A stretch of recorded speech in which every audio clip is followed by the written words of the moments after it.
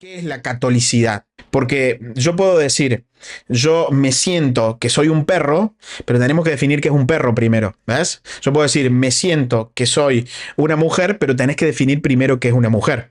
Cuando hablamos de catolicismo, tenemos que definir qué es catolicismo. Lo que dice Casanova va directamente en contra de la Biblia. Ahora, si el cristianismo fuera solo Cristo murió por nosotros, las cartas de Pablo serían solamente un folleto publicitario de algo completamente secundario. La trampa de la esencia es trágica. ¿Por qué? Porque la esencia la define cada quien. ¿Quién dice qué es esencial y qué es secundario? Para unos el bautismo de niños va a ser secundario, para otros es esencial. Para unos la Eucaristía es un símbolo, para otros es la presencia real. Si cada quien decide qué es lo esencial, entonces la unidad protestante, discúlpenme, no es unidad, sino que es un acuerdo absolutamente simbólico, tácito, para ignorar las contradicciones. El protestantismo termina reduciendo al cristianismo histórico a simplemente un eslogan vacío. Simplemente, Cristo murió por mis pecados y ya está. Eso lo puede haber dicho cualquier hereje. De hecho, que así lo decían. O sea, vos no podés reducir al matrimonio a simplemente decir nos amamos, estamos unidos espiritualmente. Es que es irracional un cristianismo así. No hay cómo sostenerlo, de verdad. O sea, no hay cómo sostener al protestantismo. Lo lamento. O sea, por eso el protestante termina diciendo, pero los ortodoxos. Bueno, al menos tenés dos. Si apelás a los ortodoxos, al menos tenés dos. Pero no tenés dos más el protestantismo. Tenés dos. Señor, por favor, te lo pido. Es que yo no estoy Ábrele diciendo, la mente a la gente. Ella no ¿Tú quiere crees que entender. tú me puedas ayudar? Porque ya yo me estoy volviendo loca. Yo no puedo más. Claro.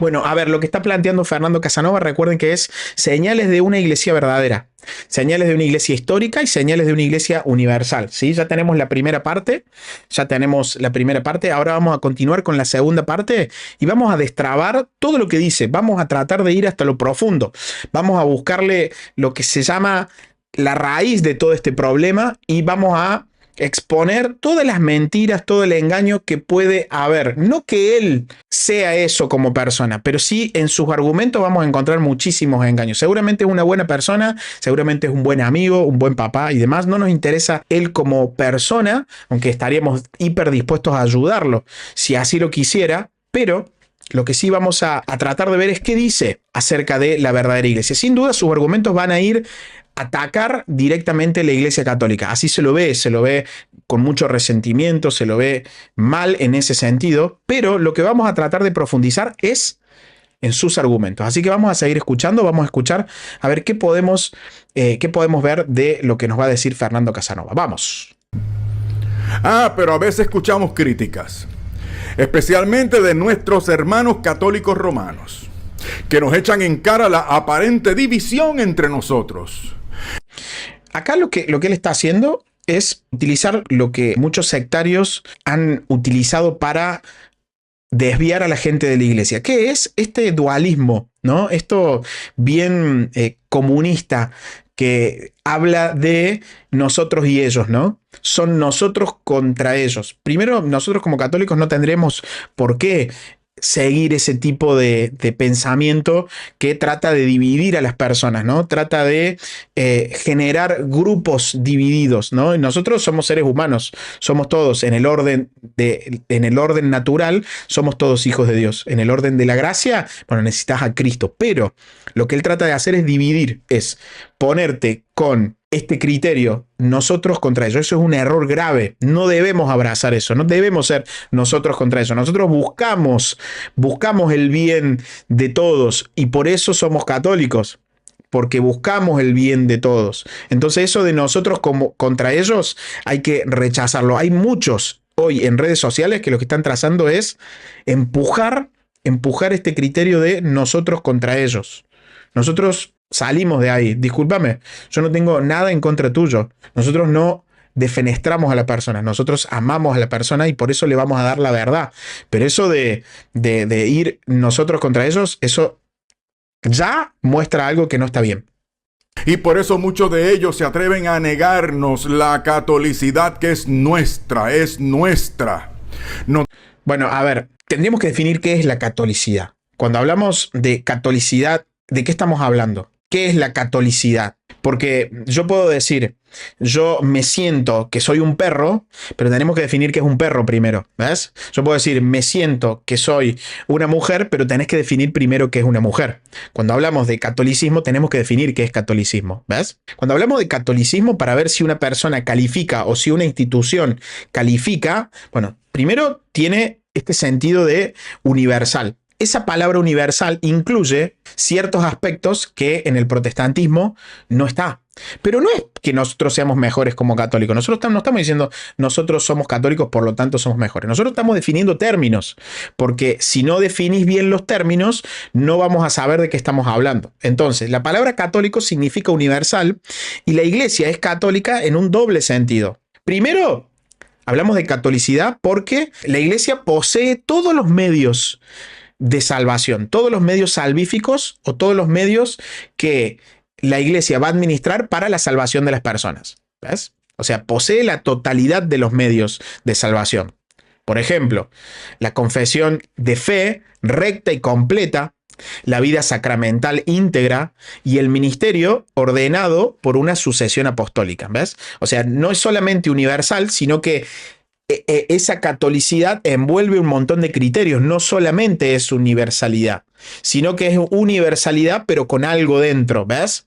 Revestida de algo dentro. ¿Por qué? Porque esa catolicidad es un envío de Cristo a ser universal. Vayan por todos lados y prediquen el evangelio, bautizándolos, enseñándoles a guardar todas esas cosas que yo les he enseñado, ¿ves? Hay una catolicidad pero con algo para guardar. Cuando hablamos de universalidad, también hablamos de que es enviada por Cristo a la totalidad del género humano. Eso, en parte, lo va a tener el protestantismo, porque el protestantismo también busca evangelizar a la totalidad del género humano. ¿Dónde se va a dar el problema en el protestantismo? En que le va a faltar partes de catolicidad.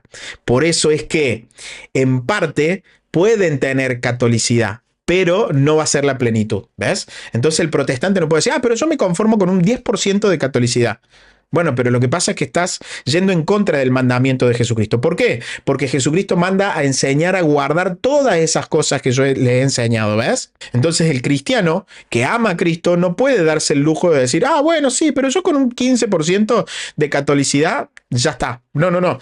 Vos tenés que apelar a todo. ¿Por qué? Porque un día vas a estar delante de Cristo y Él te va a ver conforme a lo que Él te mandó a hacer. Entonces, la catolicidad implica la totalidad de los medios de salvación. Entonces, cuando alguien se llama católico, uno tiene que preguntarse, ¿qué es un católico? ¿Qué es una mujer? ¿Qué es un perro? ¿Qué es un gato? ¿Qué es una jirafa? ¿Qué es un león? Esto es normal. En la definición de los términos va a estar la salud de la conversación, ¿ves? Cuando vos definís bien los términos, vas a tener un diálogo mucho más saludable. Pero revolear palabras al aire, como lo está haciendo Fernando Casanova, emocionalmente, si vos sos una persona honesta, y vas a necesitar más. No podés abrazar palabras revoleadas al aire, sino que tenés que profundizar en las palabras. Vamos a continuar. Dicen, ustedes están divididos, pero nosotros tenemos una unidad visible bajo una jerarquía. ¿Ves? Fíjate bien los términos que usan, ¿no? Pero nosotros, no es nosotros y ustedes, es la iglesia.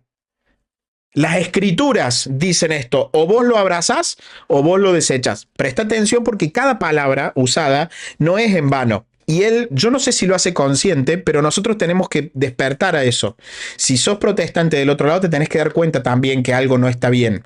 Porque en realidad lo que estamos haciendo es por vos principalmente, para que vos te des cuenta. Fíjate vos en las palabras que usa. Cuando él dice nosotros, está aplicando esto que hablábamos al principio. Este dualismo, ¿no? Este dualismo medio marxista, ¿no? Que es nosotros y ustedes. No, nosotros no tenemos ese problema. Nosotros no describimos de nosotros y eso. Nosotros decimos cuál es la verdad.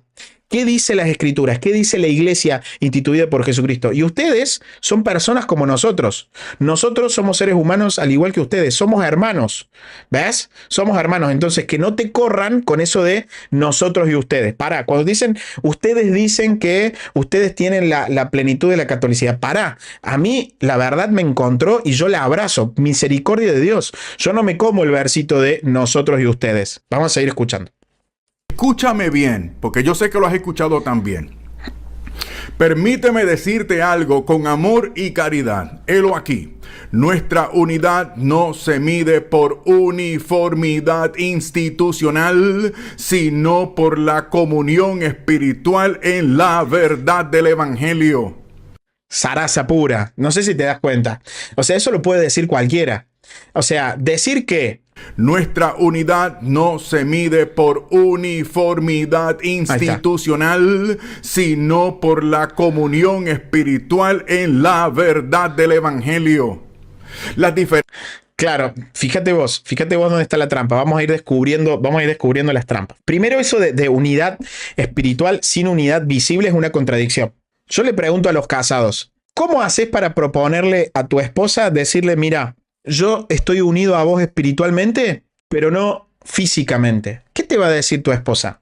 Te va a decir, mira, amor, yo te entiendo, pero yo estoy a vos, yo con vos voy a estar unido espiritualmente porque yo te amo.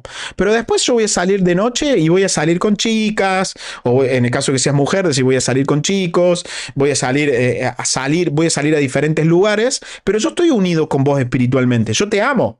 Y te digo más, es la única mujer, vas a ser la única mujer a la cual amo, porque yo estoy unido con vos espiritualmente. Eso de físicamente no es necesario. ¿Qué te va a decir tu esposa? Bueno, patada en la nuca. ¿Y sabes qué te va a decir? Bueno, el protestantismo es tan retorcido que te permite eso. Te permite decir que vos tenés una unidad espiritual, pero sin una unidad visible. Fíjate vos, Jesucristo cuando habla, esto está en Juan 17, Jesucristo dice que todos sean uno, como tú, Padre, en mí y yo en ti. ¿Cuál es la unidad que Jesús manda? Como Él y su Padre. Unidos. La unidad entre el Padre y el Hijo no es una unidad invisible, es una unidad absolutamente real y absolutamente perfecta. Pablo, el apóstol Pablo, es otro de los que enseña exactamente lo mismo que Jesús. En Efesios 4, Pablo habla de que tenemos un solo Señor, tenemos una sola fe y un solo bautismo. Unidad visible. El bautismo es visible, la fe se expresa visiblemente a través también de los sacramentos y tenemos un solo Señor, visible, Jesucristo. ¿Ves? Hasta acá todo es visible. Bueno, la propuesta del protestantismo es algo abstracto. No dice muchas denominaciones con diferencias pequeñas, no, sino que dice una fe y un bautismo. Por eso que decir que la unidad es espiritual, pero no institucional, es admitir que no existe unidad real. Fíjate bien. Decir que vos estás unida con tu esposa o tu esposo de manera espiritual, pero no institucionalizaste la relación, es decir, esto es un matrimonio, la realidad es que estás condenado al fracaso, porque no existe semejante cosa. Si vos sos esposo, si vos sos esposa, y eso que te digan, no, yo estoy unido a vos espiritualmente, por lo tanto hago lo que quiero, y te van a pegar un boleo, vas a durar muy poco, porque es irracional. Bueno, fíjate vos, la propuesta del protestantismo es, yo te propongo algo así, y eso lo llamo iglesia, ¿ves? No existe unidad real, sino que solamente lo que existe es un espíritu subjetivo. Cada uno termina interpretando a su manera. Diferencias que tengamos, tú y yo, ustedes y yo como humanos, no anulan lo esencial y determinante. ¿Qué es lo pero ¿qué es lo esencial y determinante? esencial? ¿Qué es lo determinante? Que creemos en la justificación por la fe. Bueno, no, pero vamos por partes. No es real que el protestantismo tiene pequeñas diferencias. O sea, en el protestantismo, yo esto le hablo a los honestos que están del otro lado. Si sos deshonesto, me vas a escribir cualquier otra cosa que no tiene que ver con el tema. Si sos honesto, escucha el tema. Presta atención a esto. El protestantismo no tiene pequeñas diferencias. El protestantismo tiene diferencias colosales. Entre protestantes hay diferencias gigantes. Unos creen en la presencia real de Cristo, en la Eucaristía, otros creen que es un símbolo. Pregunto, a los honestos del otro lado, ¿es una diferencia menor creer que Cristo, el dador de la vida, aquel que los cielos no lo pueden contener, crees que es menor si se encuentra verdaderamente en la Eucaristía, que es verdadero cuerpo, sangre, alma y divinidad? Y otros dicen que no lo es. ¿Crees que es una pequeña diferencia? ¿Vos creés que es una pequeña diferencia decir que el bautismo regenera y otros dicen que no regenera? ¿Crees que es una pequeñez? Unos dicen que se puede perder la salvación y otros dicen que no se puede perder la salvación. ¿De verdad crees que esto es secundario, tenés que ser honesto nada más. No tenés que saltar con besallés o lame cuadro, tenés que ser honesto con el argumento. Después si querés insultarme todo lo que vos quieras, después pataleame, decime idólatra, decime Mario, todo lo que vos quieras, pero trate el argumento, que tu anticatolicismo no te ciegue. ¿Es menor decir que algunos es que la salvación se pierde y otros que no? ¿Eso es menor? Bueno, no es secundario. Son contradicciones sobre sacramentos instituidos por Jesucristo. No es menor. Las doctrinas que se oponen son absolutamente vitales. No es algo menor. Por eso de unidad en lo esencial es un concepto vacío. Yo con mi esposa o estoy unido o estoy desunido. No puedo decir estamos unidos en lo esencial. Imagínate, a ver, esposos y esposas, imagínense con sus esposos que va y le decía a tu esposa, amor, mira, yo te amo, yo estoy unido con vos en lo esencial. Para mí, salir a la noche no es esencial, para mí es secundario. Por lo tanto, me voy a pirar todas las noches, me voy de parranda todas las noches. ¿Por qué? Porque estoy unido en lo esencial con vos. Estoy unido espiritualmente. ¿Ves que no tiene ningún tipo de sentido? Lo que me lamento mucho es que Fernando no se dé cuenta de lo que dice. Porque en el protestantismo lo esencial no lo define una autoridad legítima. En el protestantismo lo esencial lo define cada denominación. ¿Sabes quién define lo esencial? El pastor Pepe, que se abrió una denominación. El pastor Juancho. Ellos definen lo esencial. ¿Cuál es el resultado? Miles de denominaciones creyendo cosas diferentes. Y exactamente es eso lo que va a condenar el apóstol Pablo. En 1 Corintios 1, vos podés ver al apóstol Pablo que dice que exhorta a la congregación a que no haya divisiones. Exactamente lo que hace el protestantismo es lo que el apóstol Pablo condena. La pregunta es, ¿el apóstol Pablo tiene doctrina apostólica o no tiene doctrina apostólica? El apóstol Pablo, ¿sabes lo que dice? Que estén unidos. Mirá, te lo voy a mostrar en pantalla. Os ruego, pues, hermanos, por el nombre de nuestro Señor Jesucristo, que habléis, fíjate vos, que habléis todos una misma cosa, y que no haya entre vosotros divisiones, sino que estéis perfectamente unidos en una misma mente y en un mismo parecer. Pregunta, ¿los protestantes hablan una misma cosa? A ver, el problema al final del día no sería si hablan una misma cosa. El problema va a ser que eso que hablan se transforma en doctrina individual dentro de su propia denominación. Porque podemos, como católicos, tener diferencias sobre ciertos temas, pero la diferencia está en que la iglesia te da el norte, te da el marco, te da cuál es el marco en el cual podés navegar. En el protestantismo, cada opinión se transforma en dogma. Cada opinión se transforma en doctrina y usan la misma Biblia. Entonces hay una distancia muy grande. Fíjate lo que dice el apóstol Pablo. Que no haya entre vosotros divisiones, sino que estéis perfectamente unidos en una misma mente y en un mismo parecer. Palabras del apóstol Pablo. El protestantismo no está perfectamente unido, ni en pensamiento ni en práctica. El catolicismo, tenés la práctica sacramental. Son cosas muy, muy diferentes. Vamos a seguir escuchando a Fernando. Creemos además en la autoridad suprema de la Sagrada Escritura y creemos en Amén. La salvación por la gracia solamente. Amén. Nosotros creemos que la salvación es por la gracia, solamente por la gracia. Dios no vio absolutamente nada bueno en nosotros para salvarnos. No es que dijo, qué lindo que es Lautaro, lo voy a salvar porque ha hecho tantas cosas buenas que lo voy a salvar. No, por gracia. Es una gracia divina, gratuita. Nadie hizo algo para merecerse la salvación. Ahora, cuando sos injertado en el tronco, en palabra del apóstol Pablo en Romanos, ahora que sos parte del reino de los cielos, ahora tenés que correr la carrera, en palabras del apóstol Pablo, ¿ves? ¿Cómo se corre esa carrera? En pistis, fe entendida como fidelidad, como lealtad al evangelio. ¿Y quién tiene ese evangelio? ¿Quién tiene esas buenas nuevas, plenas, completas? La iglesia instituida por Jesucristo a través del depósito de la fe, ¿ves? Vamos a seguir escuchando. Estamos unidos, estamos unidos. Goza, disfruta, my friend, de tu catolicidad evangélica. Siéntete. ¿Qué sería la catolicidad evangélica? ¿Ves que son palabras revoleadas al aire, pero que no soportan la prueba? Cuando vos pesás las palabras, no existe algo como catolicidad evangélica utilizando el término evangélico como protestante. No está, porque catolicidad implica unidad real, dogmática. En el protestantismo eso no existe. Lo entiendo a él, lo entiendo que él está enojado, pero lo que está diciendo no tiene sentido. ¿Sabes por qué? No tiene sentido, porque cualquier hereje puede decir lo que él dice. Cualquiera puede decir, no, porque Cristo murió por mis pecados, por la fe. Cualquiera lo puede decir. Sus palabras se aplican para cualquier hereje. No hay peso en sus palabras. Lo puede decir cualquiera.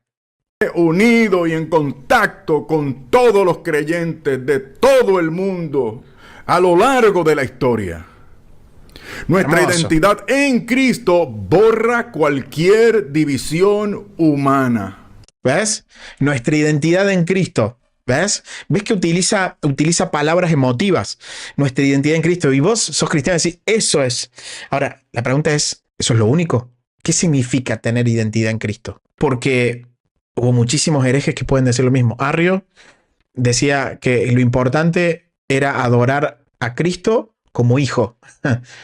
¿Sabes lo que decía Arrio? Que la discusión sobre la naturaleza divina de Cristo era una diferencia secundaria. Lo decía Arrio. ¿Cuál fue el resultado de esto? Herejía arriana.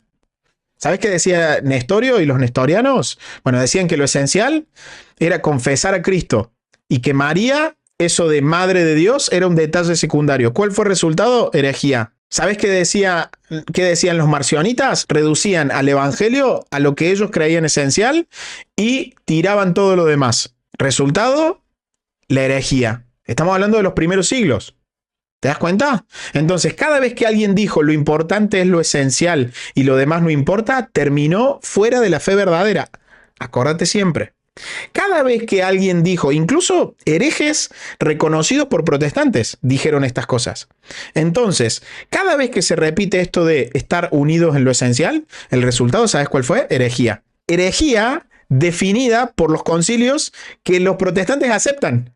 Entonces, cada vez que alguien dijo lo importante es lo esencial, terminó cayendo en una herejía. Entonces, cuando el protestante dice que su unidad es espiritual y no institucional, en realidad lo que está justificando al final del día, ¿sabes qué es?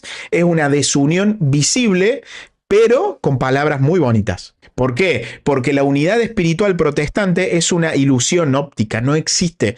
Y los protestantes honestos lo saben. La unidad espiritual protestante es simplemente una ilusión. ¿Por qué? Porque termina escondiendo contradicciones demasiado grandes. Y recuerda y usa las mismas excusas que usaron los herejes de todos los tiempos. Es exactamente lo mismo. Yo no estoy inventando nada, no estoy diciendo nada que no sea. Yo lo único que estoy transmitiendo es la realidad. Yo fui pastor. O sea, yo entiendo lo que dice él y sé lo que está hablando. Yo sé cómo funciona el protestantismo, yo lo sé. Y sé cómo funcionan diferentes denominaciones, diferentes tipos de congregaciones, con diferentes pastores, con pastores con diferentes caracteres, yo lo sé. Entonces, la pregunta que yo le haría a Fernando, si las diferencias fueran tan pequeñas y no tocan lo esencial, ¿cuál es la razón por la cual el protestantismo se sigue dividiendo y se siguen saliendo pastores de congregaciones porque ya no creen en lo que predica el pastor y se abren sus propias congregaciones? ¿Por qué si hay unidad en lo esencial, por qué no se unen? Incluso te digo más, ¿por qué no se unen todas las congregaciones en contra del catolicismo? Ni siquiera se pueden unir para irle en contra del catolicismo como una congregación. Tienen que atacar cada uno de su trinchera. Claro, después va a haber una pseudo unión para atacar al catolicismo en muchos círculos menores. Para eso sí va a haber más acuerdo. Pero después, unirse realmente, concretamente, en una unidad visible, no se puede. Porque no son cosas pequeñas, son cosas estructurales en lo que difieren. Entonces, lo que el protestantismo llama unidad espiritual es una ilusión. ¿Cuál es la razón por la cual esto está mal? Porque Cristo no pidió una unidad tolerada, no, sino que pidió una unidad real, mandó una unidad real, como la del Padre y la del Hijo, ¿ves? Una unidad real. Esa unidad solo existe en la iglesia que Él fundó. Vamos a ir. No necesitamos una jerarquía centralizada para estar unidos. ¿Por qué? Porque Jesús mismo es nuestro centro. Cristo. ¿Ves? Cristo siempre en el centro. ¿Ves? Entonces, mis hermanos, ¿Te vas dando cuenta el gran problema? Si lo esencial es la sola fide, fíjate vos cómo se termina reduciendo al evangelio a un concepto de sola fide. Tenemos 73 libros, o en el caso del protestantismo, por el bien de la conversación te digo, ok, tenés los 66 libros, reducís la unidad a la sola fide. ¿Para qué tenemos 66 libros si solo se trata de estar unidos en la sola fide? Pregunta, ¿dónde está en la Biblia que debes estar unido en la sola fide? ¿Dónde está eso en la Biblia?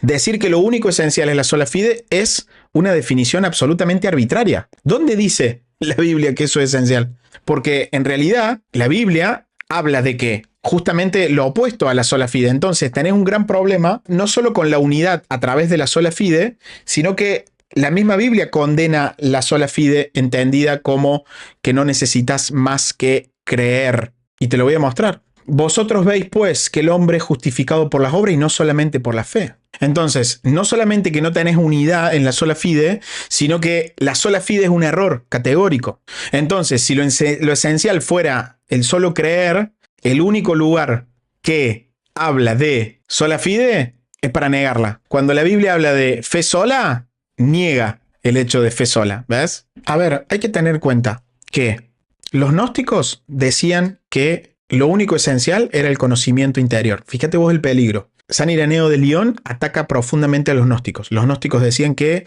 lo esencial era el conocimiento interno de Cristo. Los arrianos afirmaban que lo esencial era reconocer a Cristo como Señor, pero negaban la divinidad de Cristo. Los docetas decían que lo esencial era creer en Cristo, aunque realmente negaban la humanidad de Cristo. Entonces, no es suficiente. Los herejes dicen lo mismo. Los grandes herejes de la historia pueden repetir perfectamente las palabras de Fernando. Yo apelo a la inteligencia de Fernando y a la gracia de Dios para que él se dé cuenta que lo que está diciendo es relativismo puro. ¿Por qué? Porque la consecuencia lógica de sus afirmaciones, que si lo único que hay que creer como esencial es la sola fide, ¿qué haces con la Eucaristía? ¿Qué haces con todo lo demás? ¿Qué haces con los sacramentos? ¿Qué haces con la moral sexual? ¿Qué haces con el bautismo? ¿Qué haces con la autoridad apostólica? ¿Sabes cuál es la consecuencia lógica? Es que cada quien arma su cristianismo a su medida. Esa es la consecuencia lógica de lo que dice Fernando Casanova. Cristo en ningún momento dijo, yo soy una opinión más entre tantas. No, sino que él dijo, yo soy la verdad. Entonces, si él es la verdad, lo que se va a esperar es que el cuerpo de Cristo, que es la iglesia, pueda administrar esa verdad. Y si él es la verdad, Jesucristo tiene la potencia suficiente para poder sostener esa verdad a través de la iglesia, confirmando a través de Pablo, que es columna y baluarte de la verdad, la iglesia, ¿cómo no la va a poder sostener hasta el final? Si la iglesia es el cuerpo de Cristo. Si la verdad no tiene unidad concreta, termina siendo todo un espejismo. Y la verdad sin iglesia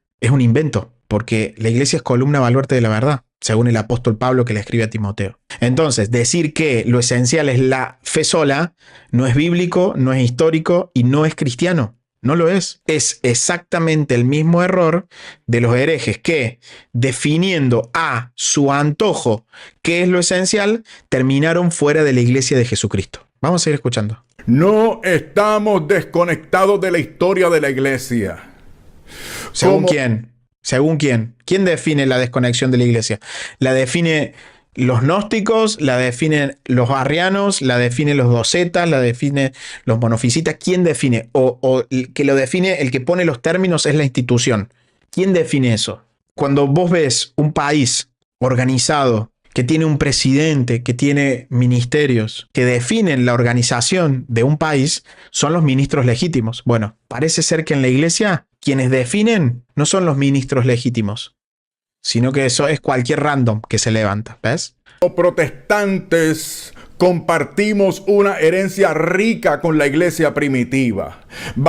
Lo que van a compartir ricamente con la iglesia primitiva es lo que la iglesia definió.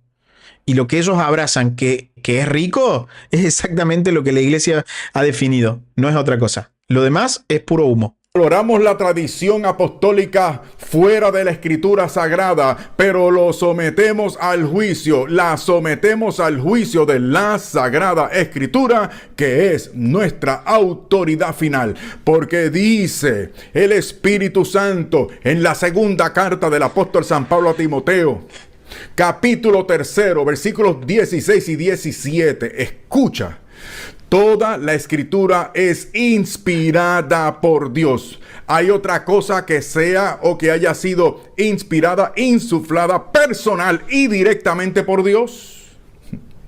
Y ves que son arengas emocionales, ¿eh? Por eso continúa diciendo aquí el Espíritu Santo en este pasaje. Y útil para enseñar, para redarguir, para corregir, para instruir en justicia, a fin de que el hombre de Dios sea perfecto, enteramente preparado para toda buena obra. Por eso es que la palabra... Amén, amén a eso. Bueno, hasta ahora, si él está diciendo señales de una iglesia verdadera, la iglesia católica es la verdadera, porque cree todo esto que está diciendo, respecto a 2 Timoteo 3, 16 y 17. Claro, la palabra es útil para redarguir, para exhortar, para instruir en justicia, a fin de que el hombre sea perfecto. Amén a eso. El tema es que es útil. La cuchara esta es útil. Es útil para revolver, es útil para ponerle azúcar al café, es útil para rascarme la espalda. También puede ser útil para rascarme la espalda. ¿Viste? Cuando no llegas, tac, te clavas la cuchara en la espalda y te rascas un poquito. También es útil. El tema es quién tiene la autoridad para manipular la cuchara. ¿Cualquiera? En el caso de la Biblia, ¿cualquiera? ¿Los docetas tienen la legitimidad? ¿Los monofisitas tienen la legitimidad para usar las escrituras? Porque si es así, cualquiera agarra y chao, estás en el horno. Ahora, ¿quién tiene la legitimidad? Vamos a seguir escuchando. La palabra de Dios, la Sagrada Escritura, es medio de gracia.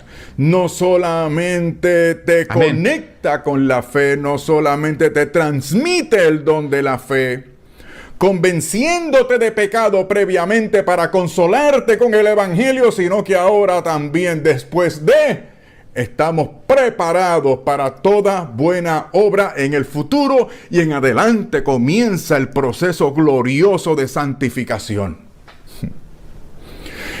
Otra cosa, los credos, como el credo apostólico. Está bueno el tema de los credos. ¿Qué dirá el tema de los credos? Ahora, fíjate vos qué llamativo esto. Lo que me llama mucho la atención es que está anestesiando a los oyentes. Lo que está haciendo es un reduccionismo del cristianismo de siempre, porque decir esto es como decir no te preocupes por las contradicciones, sino que lo único que te importa es repetir hasta el cansancio de que seguimos a Cristo, de que fuiste lavado por la sangre de Cristo. ¿Sabes qué me resulta muy llamativo? Que en vez de enfrentar el problema, obviamente él ahora piensa como protestante, no lo va a hacer. Vos imagínate un médico que te dice, che, mirá, hay que tratar este tema porque acá hay una enfermedad que necesita ser tratada, tiene solución, pero necesita ser tratada. Y en vez de decirte vamos a iniciar un tratamiento, te dice, no importa, dale nomás, no pasa nada, vos habla de Cristo. Decís, bueno, pero Jesucristo mandó a que haya una iglesia, una fe, un bautismo. No importa, vos sos lavado en la fe de Cristo, vos sos lavado en la sangre de Cristo, ¿no? Decís, bueno, sí, está bien, genial, pero ¿qué hago con el resto de la Biblia que habla de una iglesia, de una fe, de un cuerpo de Cristo? No pasa nada, vos metele para adelante, no pasa nada. Tampoco que hay que creerle todo a Jesucristo. Vos agarrás un par de versículos, usás sacás el del otro lado, usás este otro y te armas tu propia doctrina. No pasa nada. Pasa nada. Fíjate vos cómo es una anestesia espiritual. Y, final del día, lo que termina siendo es una fe completamente relativista. ¿Por qué? Porque fíjate vos dónde se da el problema. Es que vos, esto lo puede hacer cualquiera, digamos. Vos te paras en una plataforma y repetís lo que dice Fernando Casanova, que él lo debe saber porque él tiene una trayectoria pentecostal también, y vos le pones mucho énfasis y lo sabes hablar y lo sabes expresar, vos podés lograr a que la gente sienta. Y te terminan diciendo, no, pastor, lo que pasa es que yo sentí el fuego de Dios. Disculpe, y que eso es verdad. O sea, porque vos sentiste el fuego de verdad, el termómetro no lo tiene mi experiencia. O sea, Arrio también tenía experiencia, pero era un hereje, porque iba en contra de la doctrina que Pablo mandó a guardar. Es otro cristianismo. Es un cristianismo absolutamente subjetivista basado en las experiencias personales de cada quien. Y a una persona, por ejemplo, mira, cuando, por ejemplo, vos hablas con un unicitario, aquellos que no son trinitarios, ¿vos sabés la cantidad de experiencias de fuego que han tenido? Pero muchísimas. No, es que yo siento el fuego. La congregación siente el fuego y sin embargo caen en una herejía. ¿Te das cuenta? Pero ellos sienten el fuego. Por lo tanto, si siento el fuego, por lo tanto, es verdad. Soy parte de la iglesia porque siento, porque experimento sensaciones. Experimento calor, experimento frío, experimento emociones. Por lo tanto, eso es verdad. Eso nunca fue así. O sea, la verdad no la define mi experiencia. ¿Podemos tener experiencias con Dios? Claro que sí, gloria a Dios. Pero la verdad está determinada por la iglesia. Cuando la iglesia define la cristología en los concilios, fue definida verdad, fue definición dogmática. Vamos a seguir escuchando. El de Nicea, que se llama también Niceno-Constantinopolitano. Y vamos a añadir también el trinitario, el que llaman de Atanasio, o el credo atanasiano, como quiera. Esos credos nos conectan con nuestra catolicidad reformista. Es importante redescubrirlos. ¿Cómo sería una catolicidad reformista? ¿Quién me puede decir qué es una catolicidad reformista? ¿Alguien me puede decir en el chat qué es una catolicidad reformista? ¿Quién sabe qué es una catolicidad reformista? Porque suena bien. A ver, seamos honestos. Suena lindo, pero yo necesito para entender, porque soy cabeza de... Soy burro. Dígame, soy burro. Lautaro, sos un burro. Lautaro, sos un burro. ¿Cómo no entendés qué es una catolicidad reformista? No tengo problema. Pero ¿qué es una catolicidad reformista? Catolicidad reformista, dice Antonio, es alguien que recupera la catolicidad. Mirá, o sea, eso es una catolicidad reformista. ¿Y dónde encuentro esa definición? ¿Dónde está esa definición que vos me estás dando, Antonio? ¿En qué libro lo puedo encontrar? Poder validar eso. ¿En qué libro, Antonio? Decime dónde encuentro la data. A ver, ¿dónde está? Porque cuando vos me preguntás algo católico, yo puedo ir a los concilios, puedo ir a la Biblia, puedo ir a los credos. Eso que vos me decís es algo o alguien que recupera la catolicidad apostólica. ¿Dónde encuentro esa definición? Anótenla. Catolicidad reformista. Es algo o alguien que recupera la catolicidad apostólica. ¿Y cuál es la catolicidad apostólica? ¿La que dice que la Eucaristía es cuerpo, sangre, alma y divinidad o la que dice que no? ¿La que dice que el bautismo regenera o la que dice que no? ¿Cuál es? ¿Cuál es esa catolicidad reformista? ¿Incluye Eucaristía, verdadero cuerpo, sangre, alma y divinidad o no la incluye? ¿Incluye bautismo para regeneración o no la incluye? Vamos a continuar, a ver. Y por eso siempre volvemos a la fuente original, a la Biblia como palabra infalible de Dios, porque estamos, como dice Efesios 2:20, edificados sobre el fundamento de los apóstoles y profetas. ¿Cuál es ese? Fernando, ¿catolicidad reformista está en esta habitación con nosotros? Apóstoles, profetas, Antiguo Testamento. Apóstoles, Nuevo Testamento. Pero para. ¿Cómo? A ver, está citando los credos. Él cita el credo apostólico, cita el credo niceno y cita el credo atanasiano. Fíjense lo que está haciendo. Está citando los credos para fingir continuidad. Fíjate bien, presta atención. A todos los protestantes honestos del otro lado, presten atención. El deshonesto no le va a servir. ¿Dónde está la trampa? Él cita el credo apostólico, cita el credo niceno y cita el credo atanasiano. Y está fingiendo continuidad citando eso. Ahora, ¿cuál es el problema? Que estos credos fueron definidos en concilios de la Iglesia Católica, con obispos y con la autoridad de Roma. ¿Cómo vas a tener catolicidad reformista y quitas lo otro? Si vos aceptás los credos, entonces tenés que aceptar la autoridad de la Iglesia que los definió. No podés agarrar el texto y no tenés al intérprete. Estás diciendo que la revelación ahora la tenés vos. O sea, si vos te quedás con el texto y sacás al intérprete, decís que ahora la revelación ya no la tiene la institución, sino que ahora vos sos el depositario de la revelación. Si vos aceptás los credos, tenés que aceptar la autoridad de la iglesia que los definió. Si vos rechazás la iglesia, ¿cómo vas a aceptar los credos de la iglesia que definió los credos? O sea, los credos no nacieron en Ginebra en el siglo XVI. Nacieron en concilios católicos, universales, católicos ecuménicos, con un mismo papa, con obispos sujetos al papa. O sea, usar esto sin aceptar la iglesia que los proclamó es como robarte las joyas de tu mamá y decir que no la reconoces como madre, sin embargo usas sus joyas y las vendes. ¿De dónde vienen esas joyas? Y me cayeron del cielo. No. Vienen de la institución. Y te digo más, está citando Efesios 2:20. Vamos a ir a Efesios 2:20, ¿quieren? Vamos a volver a escuchar mientras tanto. ¿Dónde está eso? Lo acabo de decir. Los dos testamentos en el superlibro, la Sagrada Escritura. Ese es el fundamento en el cual hemos sido. de los apóstoles y profetas. ¿Cuál es ese fundamento? Apóstoles, profetas, Antiguo Testamento. Apóstoles, Nuevo Testamento. Pero el problema es que no, el pasaje no dice eso. Pero pará, vamos a verlo juntos, mira. Edificados sobre el fundamento de los apóstoles y profetas, siendo la principal piedra del ángulo Jesucristo mismo, en quien todo el edificio bien coordinado va creciendo para ser un templo santo en el Señor. Pregunta, ¿dónde dice ahí que se refiere al Antiguo y al Nuevo Testamento? ¿Alguien me puede decir dónde lo dice? Dice, edificados sobre el fundamento de los apóstoles y profetas, siendo Cristo, Jesús, la piedra angular. Está hablando de personas, no está hablando de libros. Los profetas son los hombres inspirados del Antiguo Testamento, del Espíritu Santo, y los apóstoles son los 12 con Pedro a la cabeza. San Pablo no tiene en la mente Antiguo Testamento más Nuevo Testamento. No tiene libros en la mente, tiene personas. El canon ni siquiera estaba cerrado en ese tiempo. Entonces, ¿cómo me vas a hablar de libros?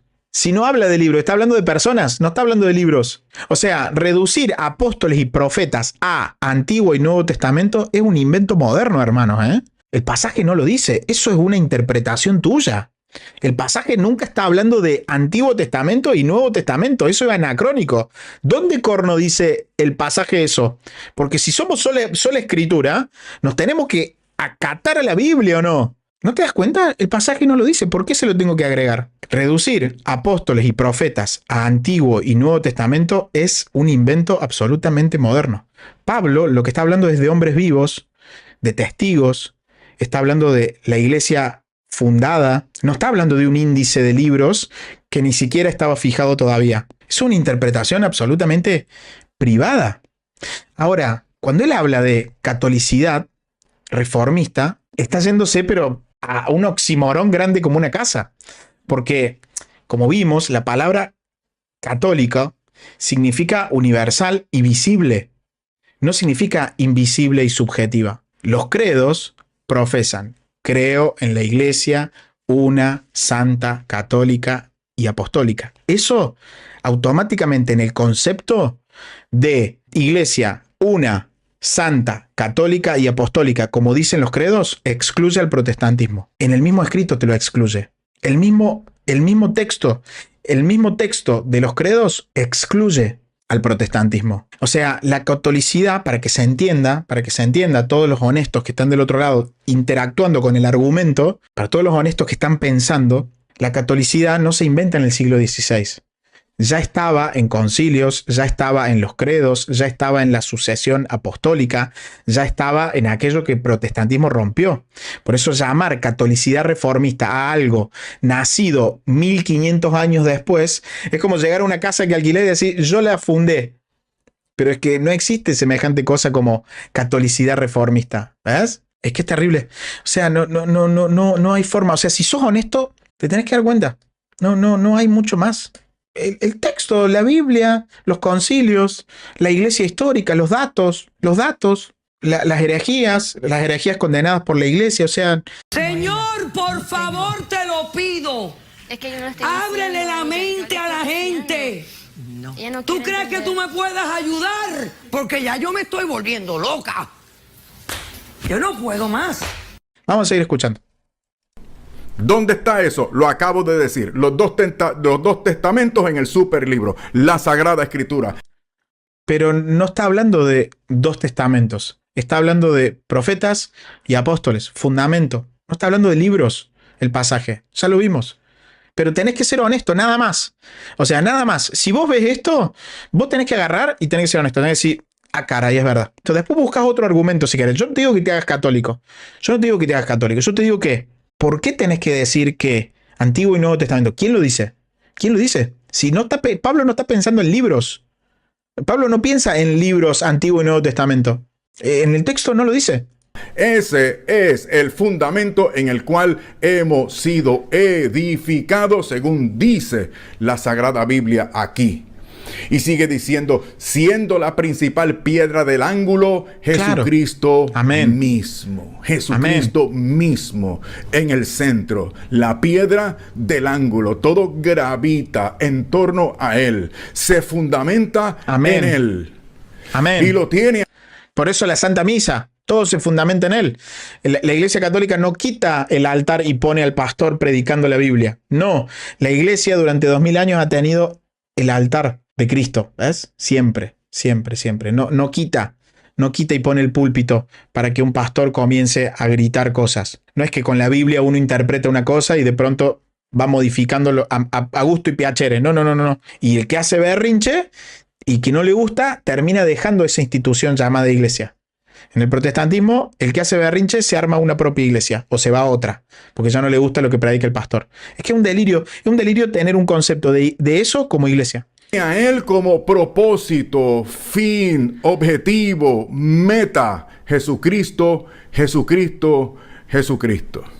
Por eso también el Señor oró en San Juan 17 por los que íbamos a creer por la palabra de los apóstoles originales, los verdaderos. Y esa palabra de los apóstoles originales y verdaderos está en el Nuevo Testamento. Quedó toda su palabra de ellos escrita por inspiración divina. ¿Dónde dice que quedó toda su palabra de ellos? En el libro, y que no hubo más. ¿Dónde lo dice? Es respetable, pero no es la forma que se hizo siempre. O sea, la forma es en la iglesia. Te separas de la iglesia y estás condenado a secarte. Por eso sigue siendo, como afirma San Pedro en su segunda carta, dice, la palabra profética más segura, a la cual habéis sido o hacéis bien en estar atento como a una antorcha que alumbra en lugar seguro. Claro, pero vamos a ir a ver el texto, porque puede haber algún trasnochado que cree que el texto habla de sola escritura y que la sola escritura hay que abrazarla, pero vamos a ver de qué está hablando. Mira, 2 de Pedro 1:19 dice, tenemos también la palabra profética más segura, a la cual hacéis bien en estar atentos, como una antorcha que alumbra en lugar oscuro hasta que el día esclarezca y el lucero de la mañana salga en vuestros corazones. Bueno, fíjate vos, el pasaje primero está hablando de la profecía cumplida en Cristo. Dato vital. No está hablando de la escritura como única norma. Presta atención. Es el mismo texto, de hecho, que Pedro viene de narrar la transfiguración como un hecho sublime, ¿no? Es decir, que la palabra profética es confirmada por el testimonio apostólico, no es reemplazada por la sola escritura. Lo vuelvo a decir. La palabra profética es confirmada por el testimonio apostólico, no es reemplazada por la sola escritura. No. Ahora, fíjate vos qué irónico que es citar a Pedro, porque el mismo Pedro nunca enseñó sola escritura. Nunca enseñó sola escritura. Él lo que está diciendo es sola escritura. Pero el mismo Pedro nunca enseñó, sino que un versículo después, mira lo que dice. Entendiendo primero esto, que ninguna profecía de la escritura es de interpretación privada. O sea, lo que está haciendo Fernando es citar a Pedro para justificar su propia interpretación privada, pero están ignorando que el mismo Pedro en el versículo siguiente está condenando la interpretación privada. O sea, es ir en contra de Pedro. Escojo un versículo que me encanta, no sigo leyendo y me quedo con el versículo que a mí me encanta. Pero no me gusta el siguiente, por lo tanto no sigo leyendo. Ahora, si sos honesto, decís, caray, es verdad, yo no puedo interpretar privadamente, sino que yo tengo que interpretar conforme a la interpretación que la iglesia da. ¿Y cómo sé que es la iglesia? Y porque estamos hablando de un legítimo ministro de Cristo llamado Pedro en comunión con el resto, ¿ves? A ver, hermano, básicamente la Biblia no te avala para que vos interpretes lo que a vos mejor te parece y te armes una congregación o te vayas a una congregación que te gusta. Hermano, eso no existió nunca en el cristianismo. Yo no sé cómo no te das cuenta. No existió nunca en el cristianismo. Eso es una innovación moderna. Pedro y los apóstoles, para aquel honesto que quiere escuchar, Pedro y los apóstoles predicaron primero oralmente y recién después de algunos años empezaron a circular escritos. La iglesia siempre existió antes del canon y la iglesia era columna y baluarte de la verdad antes que existiera el canon definido por la iglesia. Antes que la Biblia fuera definida como palabra de Dios, definida, no que no haya sido palabra de Dios antes, sino definida por una autoridad competente en el tema, que es la iglesia, antes que eso, la iglesia ya era columna y baluarte de la verdad. Si no existieran libros, si no existiera la Biblia, dicen algunos padres apostólicos que la verdad estaría resguardada por la existencia de la iglesia. La existencia de la iglesia resguarda la verdad aún si no existieran los libros. Por eso apelar a Segunda de Pedro para fundamentar la sola escritura es completamente, primero, anacrónico y después niega la escritura. El canon mismo fue discernido siglo después por la Iglesia Católica. O sea, el texto no está diciendo que la escritura sea la única fuente, sino que lo que está diciendo es que es segura porque confirma la predicación apostólica y la vida de la Iglesia. Si todo se filtra por la escritura, ¿quién decidió qué libros son Sagrada Escritura? Porque sin la Iglesia no podría saber nunca qué abrir. Entonces, es cuestión de razonarlo y decir, caray, sí. O sea, es que no te tiene que cegar el anticatolicismo. Hermano, no hay por qué ponerse a que te lleve el chamuco fácilmente. Claro. No hay por qué. Relájate, respira. No, tu anticatolicismo te lleva a caer en herejías. Te lleva a caer en herejías. La razón por la cual podemos ver qué es una herejía y qué no, no es porque a vos te parece que es una herejía porque leíste la escritura. La razón por la cual podemos identificar herejías es porque existe una iglesia que definió. ¿No te das cuenta, hermano? De verdad, cuando vos ves al protestantismo, es un ejercicio recontra básico, pero recontra básico. Recontra básico. Mira, vos mirá al protestantismo y decís, a ver, ¿cuál de todas estas instituciones fundadas puede definir qué es una herejía? ¿Cuál de todas? ¿Cuál de todas? Después decís, está complicado. ¿Por qué está complicado? Razonalo, es muy sencillo. Decís, no, la verdad que no, porque lo que dice uno que es herejía, el otro dice que es verdad. Y lo que otro dice que es verdad, otro dice que es herejía.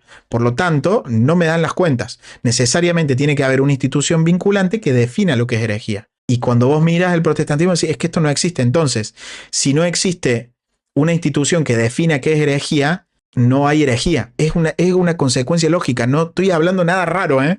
No estoy hablando nada hiperinteligente ni nada. Es sumamente sencillito. Si no hay una definición, si no hay una institución que defina, por lo tanto no hay herejía. Es que vos tenés que razonar y decir, pero es que esto no puede ser cristianismo. O sea, porque si no hay una institución vinculante no existe la herejía, y si no existe la herejía no existe concepto de verdad. Y si no existe concepto de verdad, o Cristo nos mintió, o es una farsa todo esto, apague y vámonos. O sea, nos dediquemos a hacer videitos de billar, no sé, a hacer videitos de squash. Porque nos mintieron a todos, hermano. Si esto es lo mejor que pudo dejar Jesucristo, muchachos, no tenemos ni concepto de herejía ya. Pero gracias a Dios tenemos concepto de herejía porque hay una institución que siempre se levantó y dijo, esto es herejía. Y claro, y el protestante se vale de esas definiciones para poder definir herejías. Pero si el cristianismo fuera protestantismo, apague y vámonos. Queda lo mejor, me parece. Lo dice un apóstol, el apóstol San Pedro. Por eso el Señor rogó por ellos y por nosotros, los que vamos a creer por la palabra de ellos. San Juan 17, vamos a creer por la palabra de ellos. ¿Dónde está la palabra de ellos? La palabra. ¿Dónde está la palabra de ellos? En el Nuevo Testamento. ¿Pero dónde dice eso? ¿Dónde dice eso? ¿Dónde dice la Biblia? Lo está conjeturando. La iglesia recibió la revelación de manera escrita y de manera oral. Eso es una conjetura de él. No dice eso la Biblia. Toda la tradición apostólica está escrita de forma inequívoca. ¿Dónde dice? ¿Dónde dice? Toda la tradición apostólica está escrita. ¿Dónde dice que toda la tradición apostólica está escrita? ¿Dónde lo dice? ¿Dónde está el pasaje ese que no lo encuentro? ¿Dónde dice? Porque Pablo dice que no está todo escrito. Juan dice que no está todo escrito. Está negando la tradición apostólica, ¿ves? No está todo escrito. No, a ver, lo vamos a encontrar a todos los dogmas y doctrinas explícitamente o implícitamente, pero la exposición, la explicitación no está escrita. La explicitación quedó escrita posteriormente. La explicitación dogmática, la explicitación de las herejías posteriores, la explicitación de la verdad, No está toda escrita. Y te digo más, Jesucristo dijo, yo sé que vos querés Biblia. Háblame de la Escritura, háblame de la Biblia. ¿Qué dice Jesús de Nazaret? Mira lo que dice. Dice que ya quedó todo escrito, pero cuando venga el Espíritu de verdad, os guiará a la Biblia. Ah, no lo dice. No lo dice. Pero cuando venga el Espíritu de verdad, los guiará a toda verdad. Porque no hablará por su propia cuenta, sino que hablará todo lo que oyere y os hará saber todas las cosas que habrán de venir. ¿Cómo? Para. Esto parece ser una promesa de Jesucristo a una institución llamada iglesia que iba a ser guiada a todas las cosas que han de venir. O sea, no está diciendo los guiará a toda la palabra escrita. Está hablando de una asistencia del Espíritu Santo a una institución llamada iglesia que va a poder definir. Por eso es que puede definir lo que es herejía y lo que no. Porque si fuera solo protestantismo, no hay definiciones. Hay opiniones teológicas. Entonces, lo que dice Casanova va directamente en contra de la Biblia. De forma inequívoca, inerrante y por lo tanto infalible. En el Nuevo Testamento, que junto al Antiguo Testamento es el registro de la revelación de Dios en la Sagrada Escritura. Eso me encanta. La revelación de Dios. Ahora, ¿quién tiene la potestad legítima de interpretar la revelación de Dios? ¿Casanova? ¿Yo? ¿Sonita? ¿El Aus? ¿Quién tiene la potestad dada por Dios? ¿Cada quien? Sacás la iglesia y se pudre la momia. El pensamiento de Dios puesto por escrito en la Biblia. Y el Antiguo Testamento avisa al Nuevo. Y el Nuevo ilumina al Viejo, al Antiguo. Y yo lo interpreto. Un random lo interpreta. ¡Qué maravilla! Esta doctrina apostólica, escucha, esta doctrina apostólica está preservada en las Escrituras. Pero ¿dónde dice que solo en la Escritura? ¿Dónde? A ver. Y nos une en la esencia. O sea, pero para. Vamos al pasaje, porque yo quiero ir al pasaje. 1 Corintios 15, ¿no? Dice así. Porque primeramente os he enseñado lo que asimismo recibí. ¿Qué es eso? Que Cristo murió por nuestros pecados conforme a las Escrituras. Claro. Y que fue sepultado y que resucitó al tercer día conforme a las Escrituras. Y que apareció a Cefas y después a los 12. A ver, esto no es un reducido evangelio en miniatura. No. Sino para qué Pablo ha escrito tantas cartas. No. Claro que es nuclear. Claro que es una verdad central. Claro que sí. Pero Pablo no dice esto es todo lo que hay que creer. No dice eso. ¿Dónde dice el pasaje que esto es todo lo que hay que creer? No, sino que dice esto es lo primero que les transmití. Fíjate vos lo que dice. Dice, porque primeramente os he enseñado lo que asimismo recibí. Primeramente. El mismo texto te dice que es primeramente, pero no dice que es lo único. No dice es todo lo que hay que creer. ¿Cómo lo sabemos? Porque el mismo apóstol Pablo luego habla de bautismo, luego habla de Eucaristía, luego habla de la organización de la iglesia, le escribe a Timoteo y a Tito, luego habla de la corrección de errores, luego habla de sacar a los herejes, como por ejemplo a Himeneo y Alejandro. Ahora, si el cristianismo fuera solo Cristo murió por nosotros, las cartas de Pablo serían solamente un folleto publicitario de algo completamente secundario. Yo me pregunto, ¿vos crees que la carta de Pablo son secundarias? Porque si solamente se trata de lo que primeramente enseñó Pablo, lo primero que puso, primeramente lo que les enseñó, si solamente se trata de eso, ¿y por qué Pablo no les dijo, muchachos, se trata de esto nada más? O sea, la trampa de la esencia, presta atención a esto, la trampa de la esencia es trágica. ¿Por qué? Porque la esencia la define cada quien. ¿Quién dice qué es esencial y qué es secundario? Para unos el bautismo de niños va a ser secundario, para otros es esencial. Para unos la Eucaristía es un símbolo, para otros es la presencia real. Si cada quien decide qué es lo esencial, entonces la unidad protestante, discúlpenme, no es unidad, sino que es un acuerdo absolutamente simbólico, tácito, para ignorar las contradicciones. Cuando dice, según las Escrituras, el pasaje no está diciendo solo la Escritura. Cuando Pablo repite, como dice la Escritura, está mostrando que la muerte y la resurrección de Cristo estaban profetizadas. No está fundando la sola Escritura. ¿Te das cuenta? O sea, Pablo está explicando, está argumentando que la muerte y la resurrección estaban profetizadas. No está diciendo que es solo Biblia. ¿Ves? Si fuera así, Pablo mismo se estaría contradiciendo. ¿Por qué? Porque enseña cosas que no están explícitas en la Biblia. Por ejemplo, en 2 de Tesalonicenses 2, les dice que mantengan las tradiciones que recibieron, ya sea por palabra o por carta. ¿Ves? El protestante comete un grave error. Escucha a Pablo decir, como dice la Escritura, y cree que Pablo está enseñando solo Escritura. No, Pablo está mostrando que el misterio de Cristo se cumple. No está diciendo que la Escritura sea el último juez, ni el único juez. Si fuera así, la tradición apostólica oral que Pablo enseñó a mandar a guardar va a ser inútil. Pero para Pablo no es secundario guardar las tradiciones que escucharon. Hay muchísimo más rico, muchísima más riqueza en el Evangelio que hay que cumplir, que hay que abrazar. ¿Cristo murió y resucitó? Sí. Pero también instituyó sacramentos, también eligió pastores legítimos, también dio autoridad a la iglesia, también prometió su asistencia. ¿Ves? O sea, es el problema de la dialéctica protestante. Te dice, ¿es esto o esto? ¿Es esto? Y si es esto, no es esto. Voy a decir, pará. Puede ser esto y también esto. Tranquilo. ¿Te das cuenta? El protestantismo termina reduciendo al cristianismo histórico a simplemente un eslogan vacío. Simplemente. Cristo murió por mis pecados. Y ya está. Eso lo puede haber dicho cualquier hereje. De hecho, que así lo decían. O sea, vos no podés reducir al matrimonio a simplemente decir nos amamos, estamos unidos espiritualmente y después hago lo que quiero. No existe. Pero no existe en ningún lado. O sea, vos no vas al trabajo y te unís. No, por eso estoy unido espiritualmente a mi jefe. Pero es que no existe en ningún área. Solamente la libertad esa te la da el protestantismo. Vos no vas a tu trabajo y decís, no, pero yo le obedezco espiritualmente.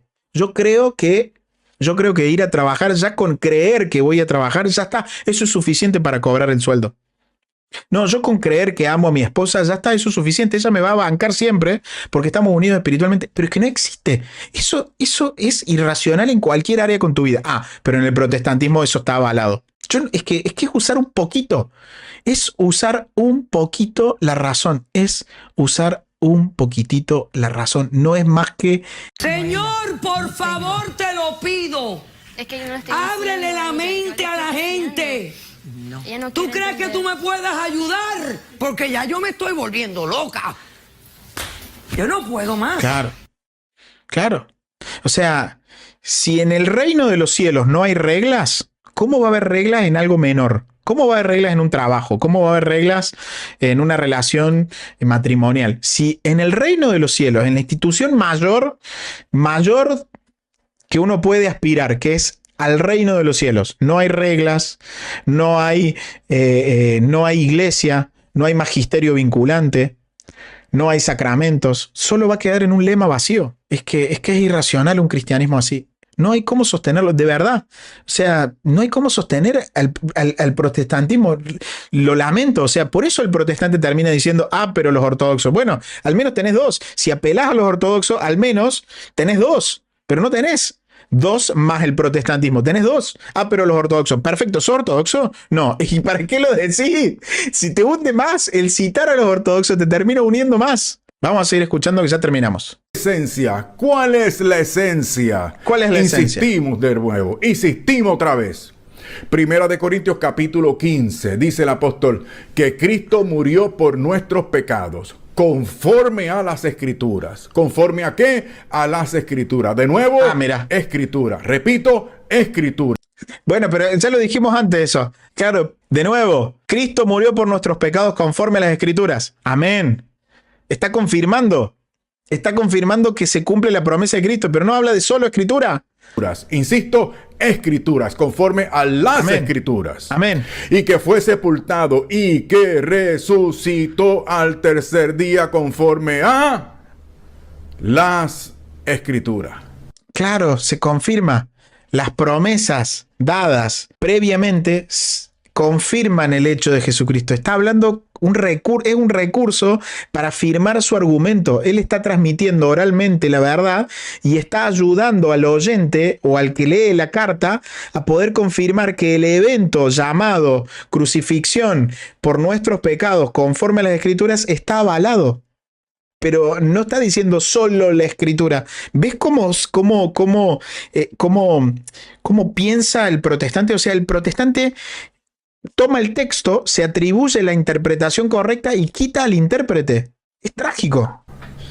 Y esta es, my friend, la fe que nos une a los cristianos de todos los tiempos. Estamos ¿Solo eso? ¿Solo eso? ¿La Eucaristía no une? ¿El bautismo si regenera no? ¿Solo esa palabra que Cristo murió por mí? Eso, bueno, pregunto, ¿el pasaje dice eso o el pasaje dice que primeramente, que hay algo primero y luego va a venir lo segundo y luego va a venir lo tercero? Fíjate lo que dice el pasaje. Porque primeramente os he enseñado lo que asimismo recibí. ¿Y lo otro ya no es? ¿Lo otro ya no sirve? ¿Lo saco a lo otro? ¿Arbitrariamente saco todas las cartas del apóstol Pablo y solamente me quedo con esto? Pregunta, ¿dónde dice eso? ¿Dónde dice que puedo hacer eso? Y para no alejarnos del mensaje central de la Biblia, que nos conduce a Cristo y su evangelio, es que nos debemos referir a nuestras confesiones. Ahora sí, a nuestras confesiones. Pero especialmente también a los credos, que ya los hemos señalado, apostólico, niceno y atanasiano. Los cuales, esos tres, son resúmenes de la fe bíblica de nuestra iglesia. De nuestra iglesia. Son resúmenes. ¿Nuestra iglesia cuál? ¿Una santa, católica y apostólica? ¿Esa? ¿Esa es la que dicen los credos? ¿Un bautismo, como dicen los credos? ¿Qué bautismo? ¿Cuál de los tantos que tienen? ¿Ves? ¿Ves que no se puede sostener? La católica. La tuya y la mía. La nuestra. La de nosotros. Claro, pero eso lo puede decir cualquiera. Eso lo puede decir el arriano, lo puede decir el unicitario, lo puede decir el monofisita, lo puede decir el doceta, lo puede decir cualquiera. Es nuestra, es nuestra. Está bien, pero tenés que tener la otra parte. O sea, yo no puedo, pero presten atención a esto, yo no puedo agarrar y decir, yo pongo los términos de que el matrimonio es espiritual. Yo los pongo. A partir de ahora mi matrimonio es espiritual. Yo puedo hacer lo que yo quiero. Mi matrimonio es espiritual. Puedo definir, puedo decidir. Y vos me decís, ¿y pero qué dice tu esposa? No importa lo que dice mi esposa. Lo que dice mi esposa no importa. Porque yo siento que mi matrimonio es espiritual. Yo puedo salir con mujeres, salir a la noche, emborracharme, porque siento que es espiritual. Y si vos me presionás, me decís, bueno, pero vos tenés que ver qué dice tu esposa. Y sí, porque los términos se ponen entre partes. Ahora, si vos decís que abrazás los credos que fueron definidos por una iglesia, y al menos trata de escuchar qué dice aquella iglesia que lo definió, al menos, porque debe ser entre partes. Si aquella institución que definió los credos, que escribió los credos y los enseñó y los transmitió, al menos vos tenés que darle el derecho a que la iglesia que definió los credos te diga si vos estás en el error o no, porque tiene que haber una unidad, tiene que haber una correspondencia entre partes, ¿o no? ¿O no que tiene que haber una correspondencia entre partes? Yo puedo agarrar y decir lo que yo quiera, pero la otra parte, ¿qué dice? No, la otra parte, no importa lo que diga, pero, o sea, es terrible. Es la iglesia de todos los tiempos. Eso. De esta manera podremos identificar desviaciones. ¿Y cómo vas a identificar desviaciones, Fer? ¿Cómo vas a identificar desviaciones si lo que vos vas a identificar como desviaciones para otro va a ser la verdad suprema? ¿Cómo la vas a definir? ¿Cómo vas a identificar si lo que vos identifiques como desviación para el unicitario, el que está identificando la desviación es el unicitario y el que se desvió sos vos? Para el luterano, el bautista se ha desviado de la verdadera fe. Y para el bautista, el luterano se ha desviado de la verdadera fe. ¿No te das cuenta, Fer? ¿No te das cuenta? O sea, cuando vos citas a los credos, estás hablando de que aceptas que la iglesia es una, santa, católica y apostólica. Si el protestante cree en esto, va a tener un problema que no lo vas a poder resolver. ¿Por qué? Porque si la iglesia es una, no son un montón de denominaciones. Si la iglesia es católica, es universal, no parcial y mucho menos fragmentada. Si la iglesia es apostólica, es fundada en sucesión apostólica, no después de un redescubrimiento 1500 años después. No es un redescubrimiento de la fe. La trampa está en que ningún credo permite la multiplicidad de denominaciones bajo la excusa de lo esencial. Ningún credo permite la multiplicidad de denominaciones bajo la excusa de lo esencial. No existe eso. El creo en que la iglesia es una no significa creo en muchas iglesias que se toleran entre sí. No significa eso. Creo en muchas iglesias es un error grave. ¿Por qué? Porque la unidad no es algo invisible. La unidad no es algo puramente espiritual. La unidad se debe dar, y siempre se dio así, visiblemente, sacramentalmente y jerárquicamente. Se da solo de esa forma. Históricamente esto siempre fue así. No es un innovo. Cuando un protestante lee católico como algo universal, espiritual, cae en un grave error, ya condenado muchas veces. ¿Por qué? Porque en el siglo II, en el siglo I, en el siglo II, en el siglo III, católico significaba una iglesia concreta. Significaba una iglesia extendida por todo el mundo. O que se estaba extendiendo por todo el mundo. Significaba una iglesia que estaba bajo una autoridad legítima, con obispos legítimos. San Ignacio, si vos lees San Ignacio en el siglo II, él enseña claramente: donde está Cristo Jesús, allí está la iglesia católica. Y añade: donde está el obispo, allí está la comunidad. Así como donde está Cristo, allí está la iglesia. ¿Ves? Está hablando de una legitimidad. O sea, la catolicidad que vos ves en los credos es inseparable de la unidad visible con los obispos. No se puede separar. La Biblia no manda a salirte de la iglesia y formarte la tuya, o irte a alguna que más te copa el pastor. No, el credo, te digo más, el credo de San Atanasio, el credo atanasiano, cuando habla de fe católica, es claramente una fe unificada. Claramente. Cuando el credo atanasiano defiende la fe trinitaria, no solo está defendiendo la fe trinitaria, sino que se expresa claramente afirmando que fuera de la fe católica no hay salvación. O sea, no es solamente una idea abstracta, no es una idea abstracta, no es una idea bonita, no es una poesía de somos trinitarios y qué lindo que se siente. No. Hay una separación concreta de esto es lo que hay que creer.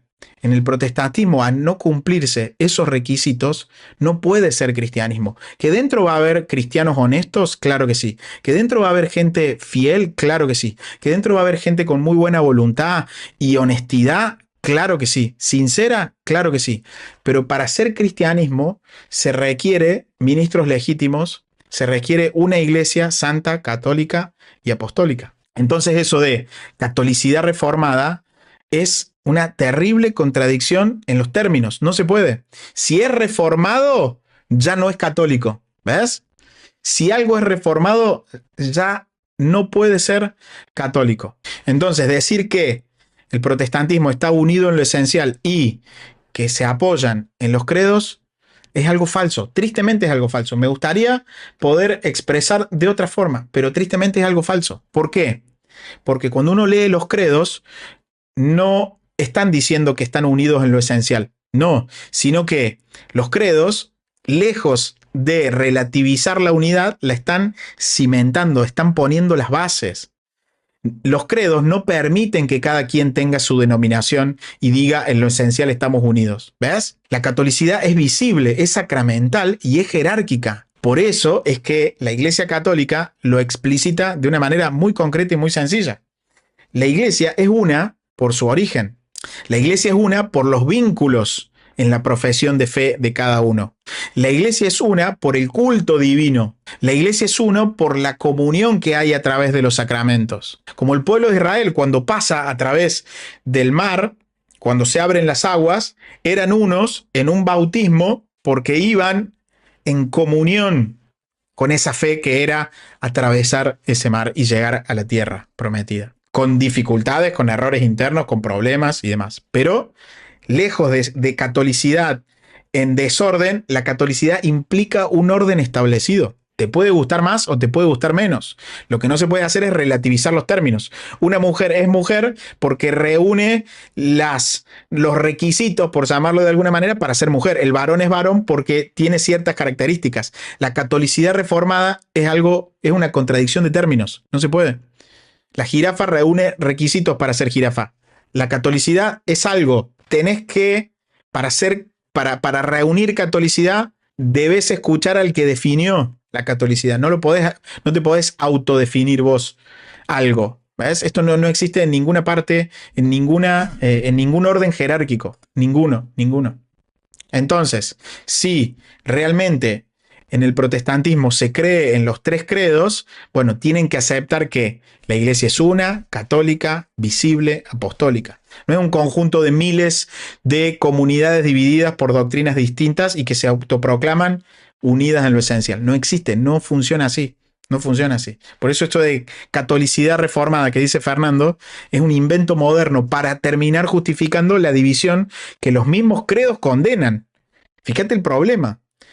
Vos querés, en vez de elevarte a la unidad que pide Jesucristo, lo que terminás tratando de hacer es reducir el término a tu altura. No decís avanzo para abrazar la catolicidad plena, sino que decís rebajo a la catolicidad a mi altura. Ese es el problema. Creo que ¿Ves? si ya un evangélico no entiende la manera en que tú lo explicas, ya no es problema de odio, es algo espiritual, el entendimiento no llega a ello. La verdad que uno hace lo posible por amor, porque la verdad que a veces hago lo de la doctora Polo. Señor, por favor, te lo pido. Es que yo no estoy Ábrele diciendo la mente a la gente. Ella no ¿Tú quiere crees que entender. tú me puedas ayudar? Porque ya yo me estoy volviendo loca. Sí. Yo no puedo más.